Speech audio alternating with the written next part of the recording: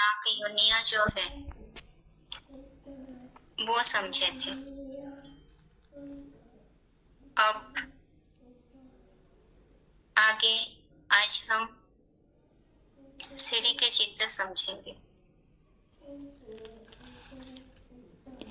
अब सीढ़ी का चित्र सहज है, चित्र देख करके हम बता सकते हैं,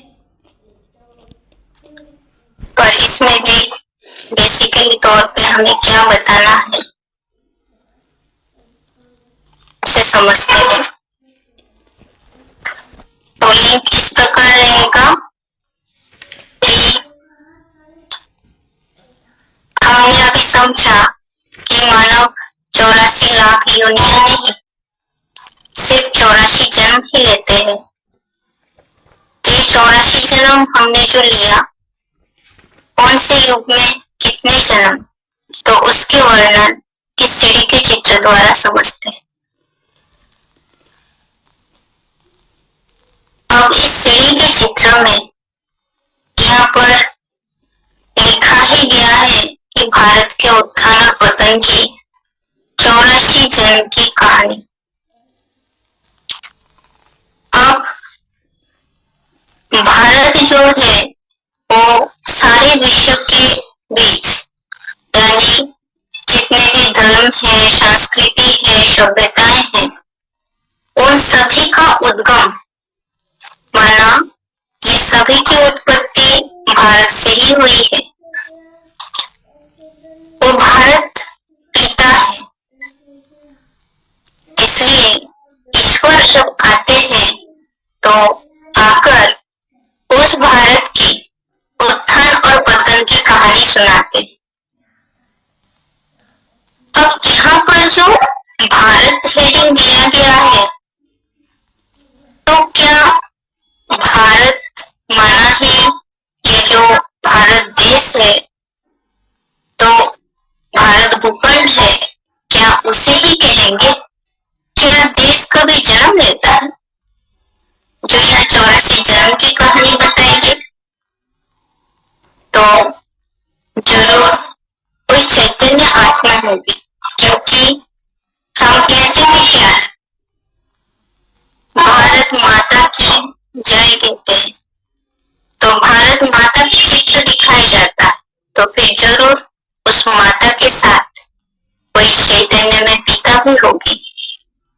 तो भारत माता और पिता, उनके साथ साथ उनके जो बच्चे हैं, उन सब की कहानी इस चित्र में बताया गया है कि किस तरह से 84 जन्म लिए हैं और कैसे उत्थान और कैसे पतन हुआ है, तो उसका वर्णन इस चित्र में। अब उत्थान और पतन, भारत चैतन्य में है, सभी ये जानते ही हैं कि भारत औरों को, माना भारत देश एक ऐसा है जहाँ पर हर धर्म वाले, जाति वाले, भाषा वाले सबकी सम्मिश्रण, यानी हर धर्म की समावेश इस भारत देश में है। गायन से शरणा वत्सल राम। अब चाहे वो चैतन्य भारत हो, चाहे वो जड़ भारत देश, स्थूल भारत देश, दोनों ही सभी आत्मा रूपी बच्चों को शरण देते देते हर एक के संग के रंग में आते आते नीचे गिरते हैं, और फिर जब ईश्वर आते हैं तो परमात्मा संग से फिर ऊपर चढ़ते हैं। तो इसी उत्थान और पतन की कहानी इस सीढ़ी के चित्र में दिखाया गया। अब यहाँ चित्र में आप देखेंगे कि सत्य त्रेता युग रूपी स्वर्ग, जिसे राम राज्य कहा गया, और द्वापर कलयुग रूपी नरक, जिसे रावण राज्य कहा गया, जिसे ब्रह्मा का दिन, ब्रह्मा की रात कही गई। दिन में देवताओं का राज्य, जो पूज्य देवताएं थे, वही आत्मा जब द्वापर कलयुग में पहुंचते हैं तो वो पुजारी बन जाते हैं, यानी नई दुनिया रूपी शुभधाम फिर दुर्धाम में बदल जाते हैं। जो भारत धर्म कर्म सभी से श्रेष्ठ था, सुखी भी था, पावन भी था, शिष्टाचारी भी था और पूज्य भी था। ये सारी बातें चित्र के साइड में देखेंगे तो लिखा हुआ है, उसे देख के बता सकते हैं। और वही पूज्य भारत कलयुगांत में जाकर धर्म भ्रष्ट, कर्म भ्रष्ट, दुखी, पतित, भ्रष्टाचारी, पूज्य से पुजारी भारत बन जाता है। अब सत्य रूपी स्वर्ग में जो देवात्माएं थे, तो वही देवात्मा जब देवान में आते हैं, उनके कलाई कम होती है, पुण्य कर्म खत्म हो जाता है, तो फिर वो द्वापर कलयुग रूपी दुखधाम में प्रवेश करते हैं। जिस बात का उल्लेख गीता में आया है, श्लोक 9 चैप्टर के 21 नंबर श्लोक है, अध्याय 9 श्लोक नंबर 21, 9 का 21।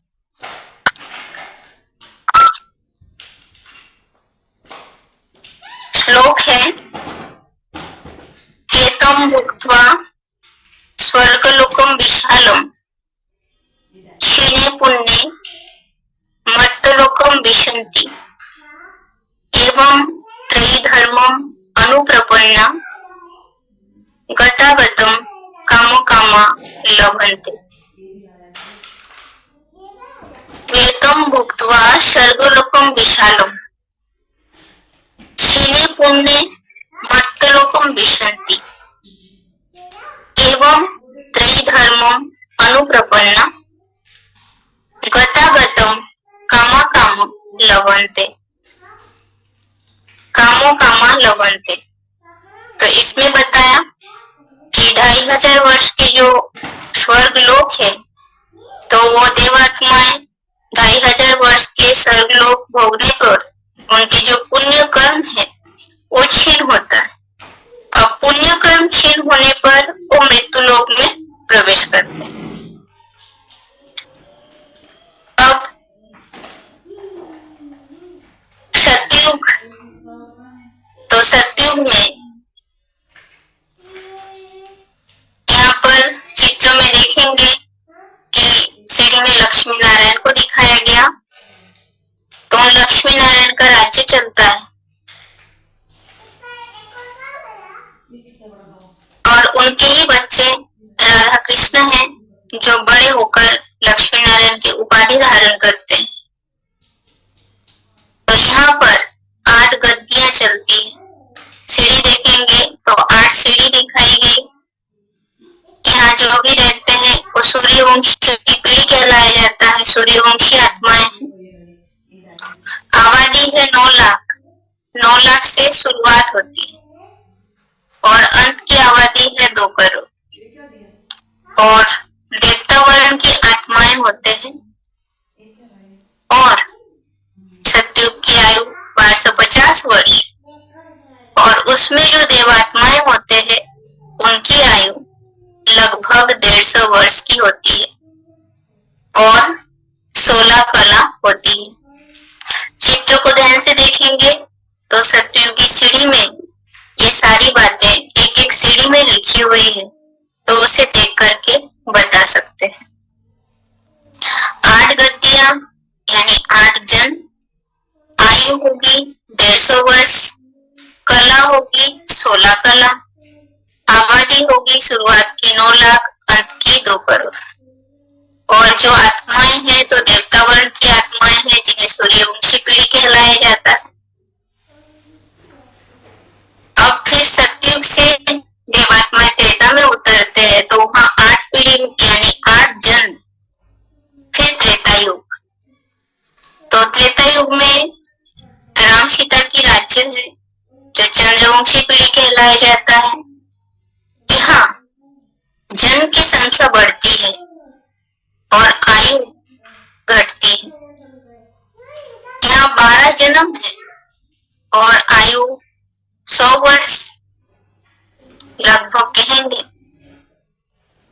जनसंख्या 2 करोड़ से लेके 10 करोड़ हो जाते हैं। और सतयुग में जो देवात्मा 16 कला संपन्न थे तो त्रेता में आए तो 2 कला और कम हो गई तो 14 कला। 14 कला से 8 कला तक पहुंच जाते त्रेता के अंत तक। अब जन जब ज्यादा होती है तो आयु कम हो जाती है और सुख भी कम हो जाता है। अब यहाँ राम सीता का राज्य दिखाया गया है। देवभान तो नहीं है, आत्मिक स्थिति में देवात्माएं होते हैं पर श्रेष्ठ इंद्रियों के द्वारा सुख भोगते हैं जिसके कारण कलाएं धीमी गति से कम होती है। तो सतयुग में 8 जन्म, त्रेता में 12 जन्म। अभी जो कलाएं कम होती है, सतयुग में 16 कला संपन्न थे, त्रेता में 14 कला। तो ये कला है आत्मा की जो रोशनी है, आत्मा में जो ज्ञान शक्तियां भरी हुई है, उस शक्ति की मेजरमेंट है, नाप है कि कला। आत्मा की शक्ति को नापा गया 16 कला, 14 कला, इस तरह से। अब सत्य त्रेता युग, सतयुग में लक्ष्मण का राज्य, त्रेता में राम सीता का राज्य। एक के हाथ में ही बागडोर, शुभधाम जो कहा गया।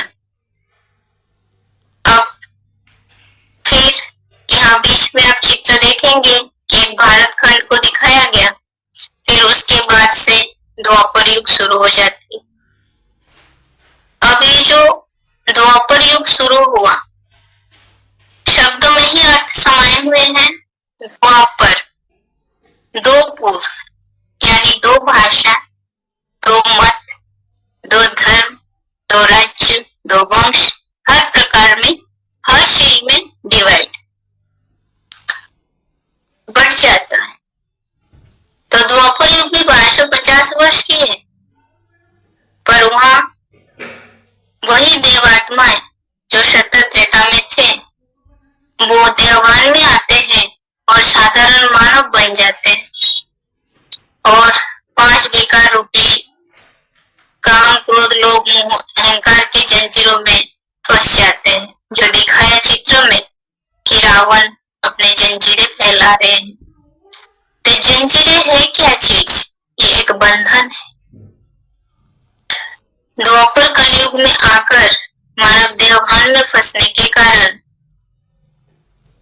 बंधन में ग्रसित होते हैं, चाहे वो संबंधियों का बंधन, चाहे कोई नौकरी धंधा की बंधन, चाहे कोई अपने कर्म की बंधन, हर प्रकार के बंधन, चाहे मन की हो चाहे तन की हो, तो उन बंधनों में फंस जाते हैं देवभान में आने के कारण। अब जब द्वापर में आने के बाद यहाँ तो जन्म की संख्या बढ़ जाता है, 21 जन्म होता है।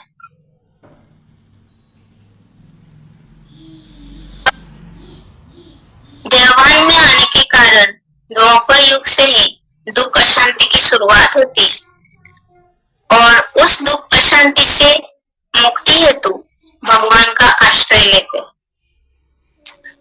पर भगवान की आश्रय यानी भगवान की भक्ति शुरू करते हैं तो चित्र में आप देखेंगे कि द्वापर युग में शुरुआत में भक्ति जो शुरू हुई थी तो वो एक शिव की ही अव्यभिचारी भक्ति दिखाई गई।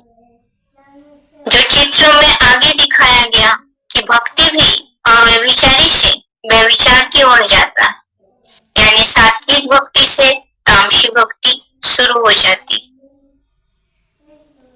क्योंकि भक्ति मानव माना ही भटकना होता है, भक्ति से कोई फायदा नहीं होती। और ज्ञान माना ही कायदा, और कायदे से ही होती है फायदा।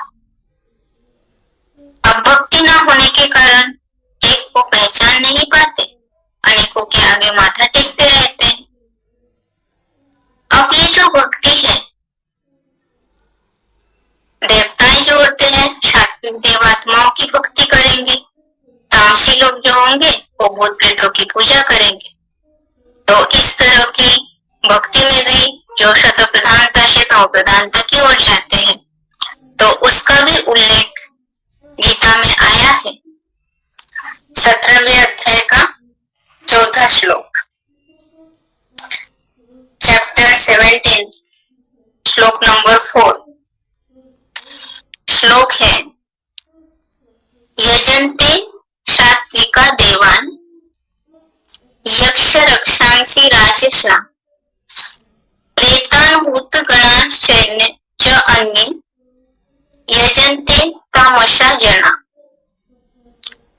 यजन्ते सात्विका देवान यक्ष रक्षांसि राजसा प्रेतान भूत गणान सैन्य यजन्ते तामसा जना। तो इस श्लोक में बताया है कि जो सत्वगुणी लोग होते हैं वो देवताओं को पूजते हैं, राशि लोग जो होते हैं वो यक्ष राक्षसों को पूजते हैं, और तामसी जो होते हैं वो भूत प्रेत समुदाय को पूजते हैं। तो इस सीढ़ी के चित्र में यही दिखाया गया है कि पहले अव्यभिचारी भक्ति एक शिव की ही पूजा, बाद में फिर व्यभिचारी भक्ति धीरे धीरे पेड़ पौधे तक पहुंच जाते। अब आगे तो द्वापर में हम 21 जन्म लेते हैं, तो वहाँ जन्म 21 और एवरेज आयु कहेंगे तो 60 वर्ष, और कलाएं जो है 8 कला से शुरू होकर 4 कलाएं हो जाती, वैश्य वर्ण होती। अब फिर कलयुग, तो कलयुग में जो है कलौक्लेश का युग कहा जाता है। प्रजातंत्र राज्य हो जाती है, जहाँ धर्म से राज्य को अलग, यानी राज्य से धर्म को अलग कर दिया जाता है। ईश्वर आकर जो राजतंत्र की शिक्षा दिया था, तो वो शिक्षा समाप्त हो जाते हैं। तो ये जो रावण राज्य है उसका सबसे बड़ा प्रूफ धर्म को राज्य से अलग करना, यानी धर्म सत्ता राज्य सत्ता अलग अलग हाथों में बढ़ जाती है, और राजाई खत्म होकर राजाओं के राजवंश समाप्त हो जाता है और प्रजातंत्र शासन शुरू हो जाता है। अब इसके लिए गीता में आया है कि ईश्वर प्रदत्त राज्य जो है उसके अंत कलयुगांत में आकर के हो जाता है, जिसके लिए चौथे अध्याय का दूसरा श्लोक, अध्याय 4, श्लोक नंबर 2, सेकेंड श्लोक है, इमं परंपरा प्राप्तम इमं राजर्षयो विदु शकाले नेह महता योग नष्ट परंतप। एवं परंपरा प्राप्तम इमं राजर्षयो विदु शकाले नेह महता योग नष्ट परंतप। तो इस श्लोक में भी बताया गया कि पापी कलयुग में आकर ईश्वर प्रदत्त प्राचीन राजयोग है वो कलयुग में आके पूरा ही नष्ट हो जाता है।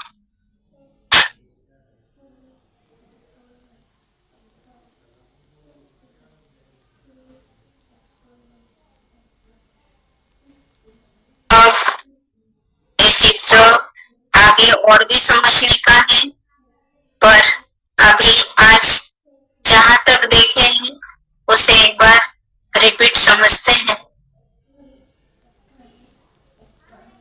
हमने पहले ये समझा कि 84 लाख योनियां ने 84 जन्म लेते, फिर उसके बाद वो 84 जन्म की वृत्तांत हम इस सीढ़ी के चित्र में समझते हैं। तो इस चित्र में हेडिंग दिया हुआ है भारत के उत्थान और पतन की कहानी। तो भारत कोई जड़ भारत देश, भारत भूखंड कोई 84 जन्म नहीं लेते। कहते समय हम कहते हैं कि भारत माता की जय, तो जरूर उस माता के पीछे पिता भी होंगे। तो वो माता पिता का देश भारत, तो उस माता पिता के साथ साथ जो उनके बच्चे हैं उन सब के 84 जन्म के उत्थान और पतन की कहानी इस चित्र में बताया गया है। अब किस कारण से उत्थान और किस कारण से पतन? अनेकों के संग के रंग से होती है पतन और एक के संग के रंग से होते उत्थान। तो कहा जाता है शरणवत्सल राम, अर्थात राम सबको शरण देते हैं। तो ये भारत देश या भारत आज के भारत देश हो, चाहे चैतन्य भारत भूमि भारत हो, तो दोनों ही ऐसे हैं कि सबको स्थान देते हैं अपने में। तो जब अनेकों के संग के रंग में आएंगे तो फिर गिरावट आती है, तो उससे पतन होता है। अब यह चित्र में सतत त्रेता युग रूपी स्वर्ग दिखाया गया और द्वापर कलयुग रूपी नरक दिखाया गया, जिसे राम राज्य रावण राज्य कहा जाता है। ब्रह्मा का दिन, ब्रह्मा की रात कही जाती है। जहाँ पूज्य देवताएं होते थे वही पुजारी मनुष्य बन जाते हैं। जो शुभ धाम था वो दुख धाम में बदल जाता। जो श्रेष्ठाचारी पूज्य भारत वो भ्रष्टाचारी पुजारी भारत बन जाता। जिसके लिए गीता में श्लोक समझे थे 9 का 21, 9 का 21 नंबर श्लोक, केतुम भुक्त्वा सर्वलोकम विशालम क्षीणे पुण्य मर्तलोकम विशन्ति। अर्थात देवताओं के जो पुण्य कर्म है उस पुण्य कर्म के पुण्य फल खत्म होने पर वो आत्मा द्वापर कलयुग रूपी नरक में प्रवेश करते हैं। अब उसके बाद ये समझे थे कि यहाँ सतयुग में चित्र में जो भी लिखत दी गई है 1250 वर्ष राज्य काल, लक्ष्मी नारायण का राज्य दिखाया गया। वहाँ जन्म होगा 8, कला होगी 16, वर्ण होगा देवता वर्ण, पीढ़ी होगी सूर्यवंशी पीढ़ी और हरे की आयु होगी लगभग 150 वर्ष। अब ये सतयुग, फिर इसके बाद देवात्माएं फिर सतयुग से त्रेता में पहुंचते हैं। तो त्रेता में जन्म की संख्या बढ़ जाती है, 12 जन्म होती है। लगभग आयु 150 वर्ष, 100 वर्ष। सतयुग में 150 वर्ष था, तो यहाँ लगभग आयु 100 वर्ष, 100, 120 इस तरह से। और कला जो है 14 कला होती है। सतयुग में 16 कला संपन्न थे, त्रेता में 14 कला होगी और चंद्रवंशी पीढ़ी कहलाया जाएगा। देवता वर्ण की आत्माएं जैसे सतयुग में थे, तो त्रेता में चंद्रवंशी यानी क्षत्रिय धर्म की आत्माएं हैं और वहां जन्म लेंगे 12 जन्म। फिर सतत त्रेता युग, त्रेता में तो राम राज्य दिखाया गया। फिर इसके बाद द्वापर युग की शुरुआत होती है और वहां पर चित्र में भारत खंड को दिखाया गया, क्योंकि त्रेता के बाद एक अर्ध विनाश होता है। अब फिर स्वर्ग नष्ट होकर के द्वापर कलयुग रूपी नरक की शुरुआत होती है। तो स्वर्ग और नरक ये दोनों की अस्तित्व भारत में ही है, क्योंकि उस वक्त दूसरे धर्मखंड जो है वो तो इस सृष्टि पर नहीं रहता। अब अर्ध विनाश के कारण देवात्माएं जो थे वो सब देवगान में आने लगते हैं और फिर देवताएं धीरे धीरे मानव में परिवर्तित हो जाते, मनुष्य बन जाते, यानी 5 विकारों के दलदल में फंस जाते हैं। काम, क्रोध, लोभ, मोह, अहंकार से ग्रसित हो जाते। जो यहाँ चित्र में दिखाया गया कि रावण अपने विकारों की जंजीरें फैला रहे, तो ये जंजीरें है बंधन। तो द्वापर कलयुग में मानव हर प्रकार से बन जाते हैं, देवभान में बन जाते हैं, विकारों का बंधन, दुनिया में संबंधियों का बंधन, हर प्रकार से बंधन में ग्रसित हो जाते हैं। अब दुख मिलना शुरू द्वापर युग से। और द्वापर युग में वैश्य वर्ण की आत्माएं होते हैं और वहां जन्म की संख्या है 21। और कलाएं जो है वो 8 कला से 4 कला में रह जाते हैं। और लगभग आयु जो है वो 60 वर्ष एवरेज एज कहेंगे। और कलयुग में फिर वही आत्माएं और तमो प्रधान बनते हैं तो वहां जन्म की संख्या ज्यादा 42 जन्म लेते हैं, यानी 42 जन्म हो जाता है। तो जब जन्म की संख्या ज्यादा तो आयु की संख्या, आयु जो है वो और ही कम हो जाती है। तो एवरेज एज कहा जाता है कलयुग की 30 साल। अब कलाएं जो है कलाहीन हो जाते हैं और दुखी अशांत पति तमो प्रधान बनने के कारण दुख से मुक्ति हेतु द्वापर युग से भक्ति करना शुरू करते हैं। और वो भक्ति भी पहले शतो प्रधान फिर तमो प्रधानता की ओर जाती। तो भक्ति शतो प्रधान से तमो प्रधानता की ओर गई, उसका प्रूफ या जो शतो प्रधान देवात्माएं हैं, तो शतो प्रधान सात्विक आत्माएं देवताओं की पूजा करते हैं और जब तामसी बनते हैं तो भूत प्रेतों की पूजा करने लग पड़ते हैं। उसके लिए श्लोक 17 का 4 देखे थे। यजन्ते सात्विका देवान, जो सात्विक है तो देवताओं की पूजन, राशि है तो यक्ष राक्षसों की पूजन, और जब तामसी बनते हैं तो भूत प्रेतों की पूजा करना भी शुरू कर देते हैं।